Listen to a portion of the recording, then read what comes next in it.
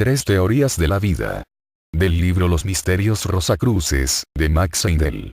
Únicamente se han emitido tres teorías de la vida dignas de consideración como soluciones al enigma de la existencia, y con objeto de que el lector pueda hacer la elección entre ellas, pasamos a detallarlas brevemente, conforme se han dictado, y dar algunos argumentos que nos conducen a abogar por la doctrina del renacimiento como el método que favorece el desarrollo del alma y el alcance último de la perfección, ofreciendo, en consecuencia, la mejor solución al problema de la vida.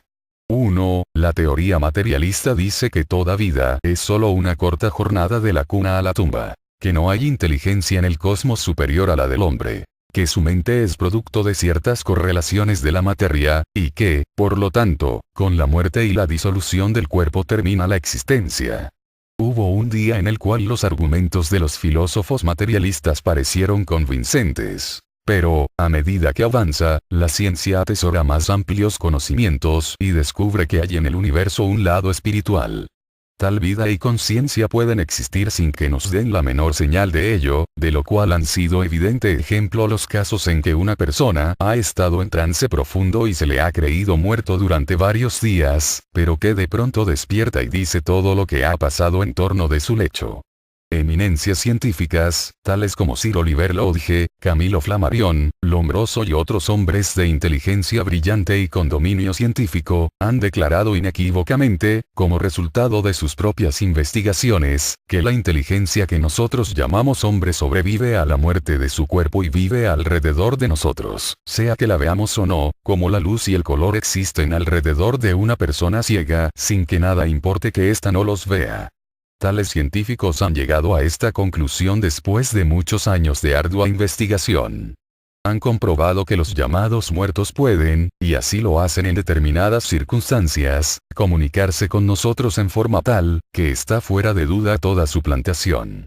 Nosotros sostenemos que tal testimonio es de mucho más valor que el argumento en contra del materialista, porque está basado en una escrupulosa investigación y se halla en armonía con tan bien establecidas leyes como la de la conservación de la materia y la de la conservación de la energía. La mente es una forma de energía y resulta inmune a la destrucción, en contra de lo que arguye el materialista. Por lo tanto, nosotros desechamos la teoría materialista como impropia, pues no está de acuerdo con las leyes de la naturaleza ni con hechos bien establecidos.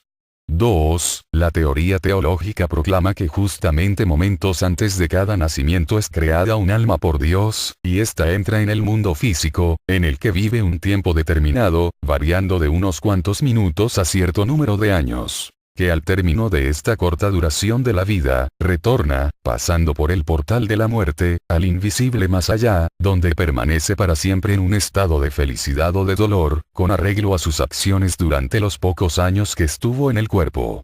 Platón insistió en la necesidad de una definición clara de los términos como base de un argumento, y nosotros entendemos que esto es tan necesario al discutir el problema de la vida desde el punto de vista de la Biblia, como lo es para los argumentos desde el punto de vista platónico. Con arreglo a la Biblia, el hombre es un ser compuesto que consta de cuerpo, alma y espíritu. Los dos últimos términos son tomados a menudo como sinónimos, pero por nuestra parte insistimos en que no es así, apelando al siguiente razonamiento.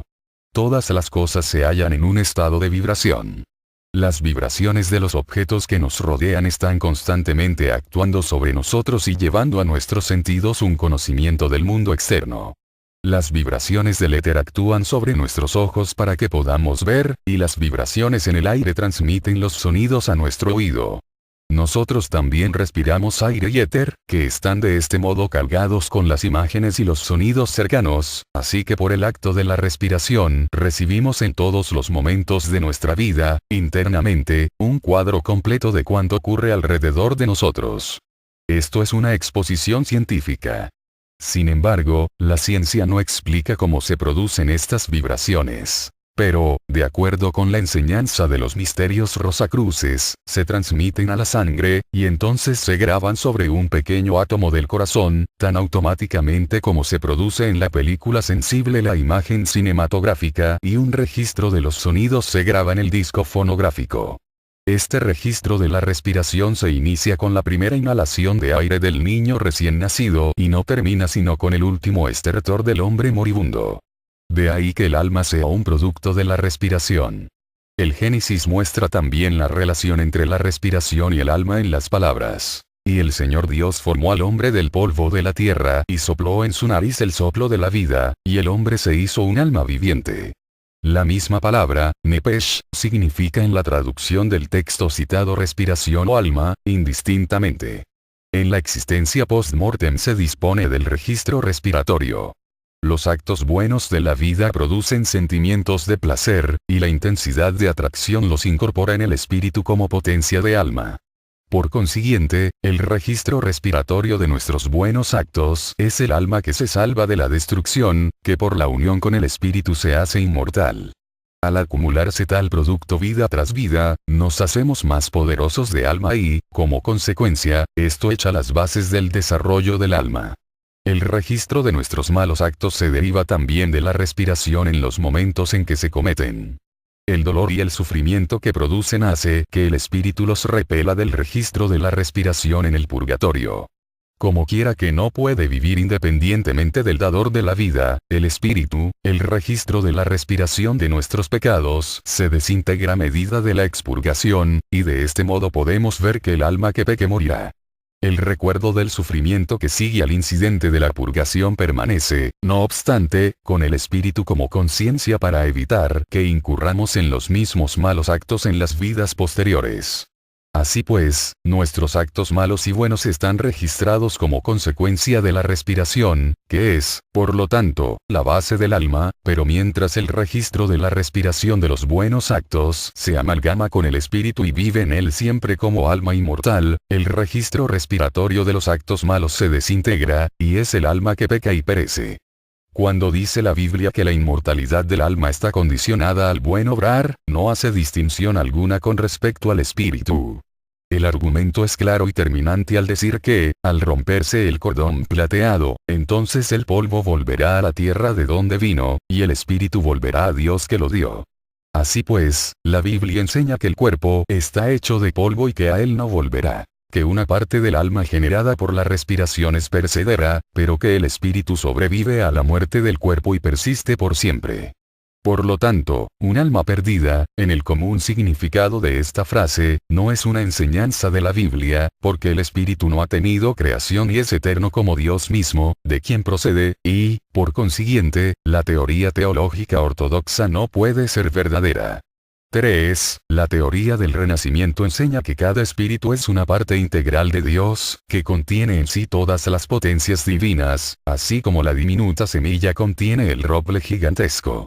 Que, como consecuencia del resultado de muchas existencias en cuerpo terrestre, de contextura gradualmente más perfecta, sus poderes latentes van siendo desenvueltos lentamente y se hacen utilizables como energía dinámica. Que ninguno de tales espíritus puede perderse, sino que, por el contrario, todos a la postre alcanzarán la perfección y la reunión con Dios, cada uno de ellos llevando consigo la experiencia acumulada que es el fruto de su peregrinaje a través de la materia. O bien, como podemos decirlo en forma poética, nosotros somos eternos. Bien en una nube tormentosa, o en alas del céfiro, el canto del coro de espíritus resuena en las antenas del mundo. Oh, callad. Oíd sus voces. Nosotros hemos pasado por la puerta de la muerte. Regocijaos. La muerte no existe. La vida vive eternamente. Nosotros somos como siempre hemos sido y como siempre seremos.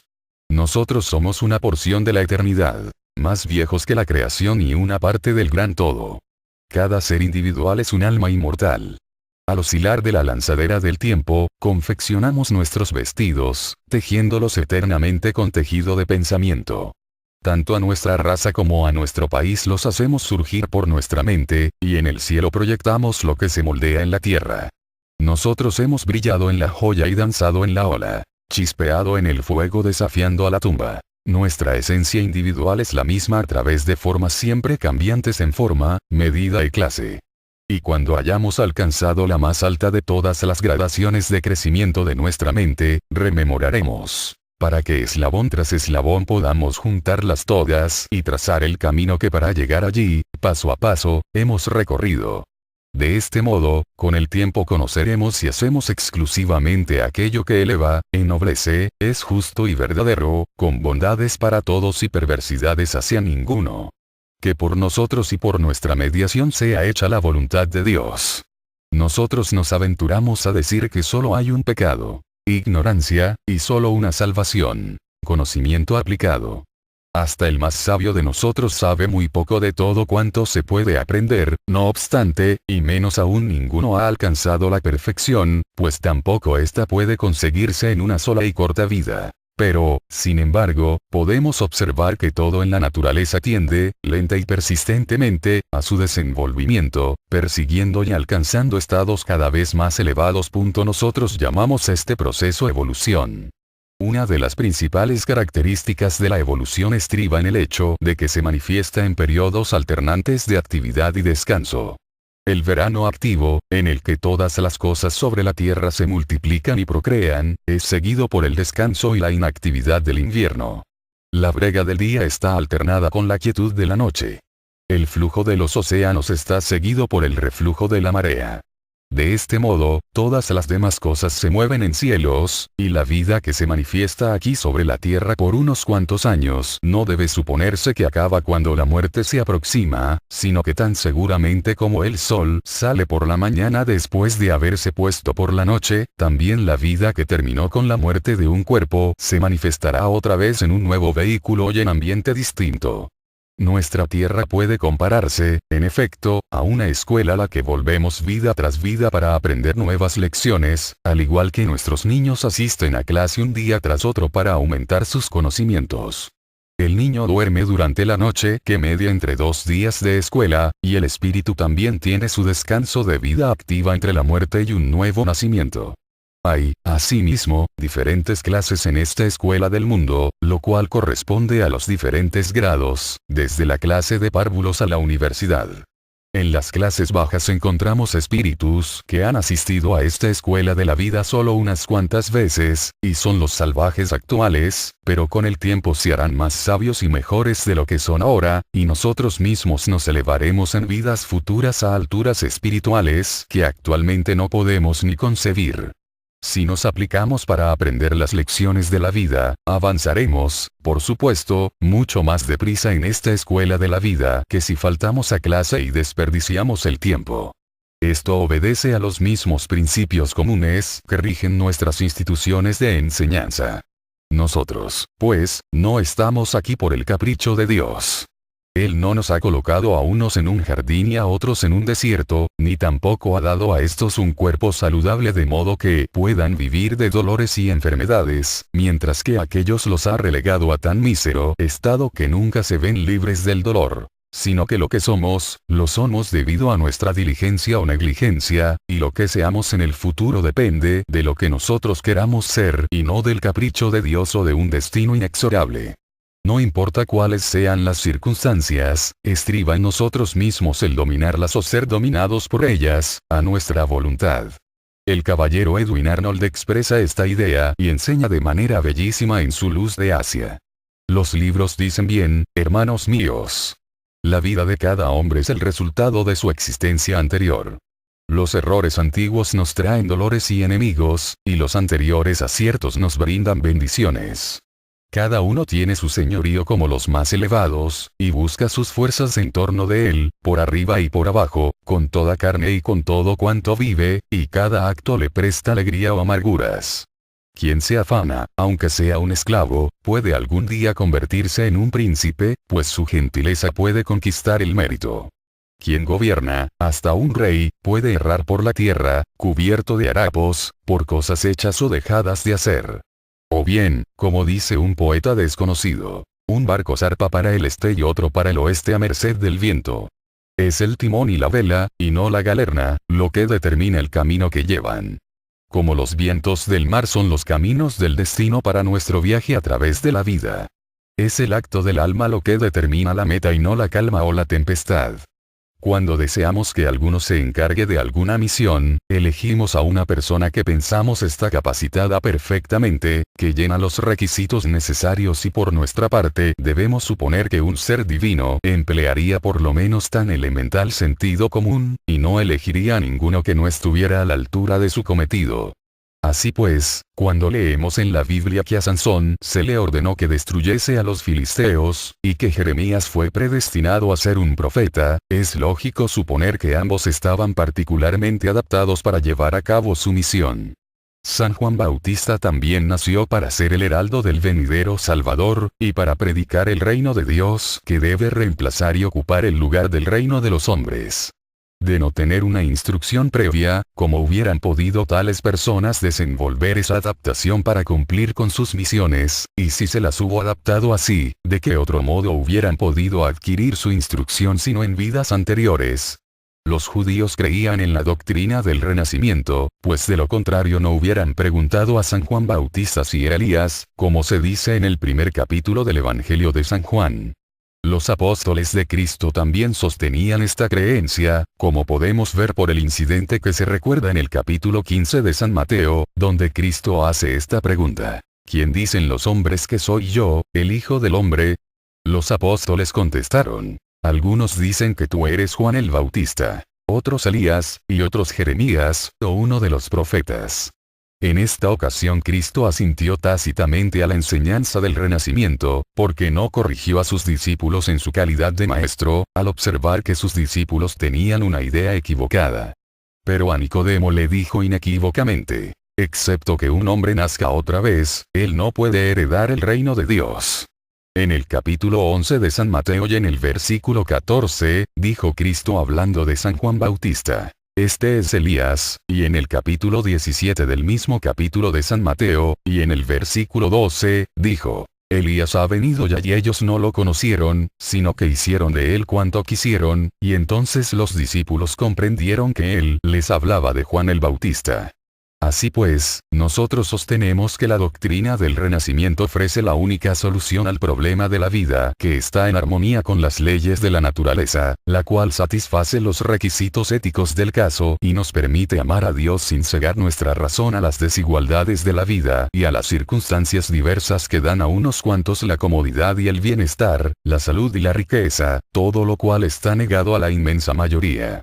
La teoría de la herencia avanzada por el materialista se aplica solamente a la forma, pues al igual que un carpintero usa un material de cierto montón de madera para construir una casa en la que ha de vivir después, así también el espíritu toma de sus padres la sustancia de la cual construye su casa.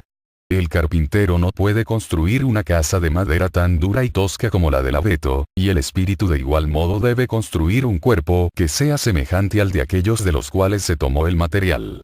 Pero la teoría de la herencia no se aplica al plano moral, pues es un hecho notorio que en las galerías de malhechores de América y Europa no hay un caso en que estén representados el padre y el hijo.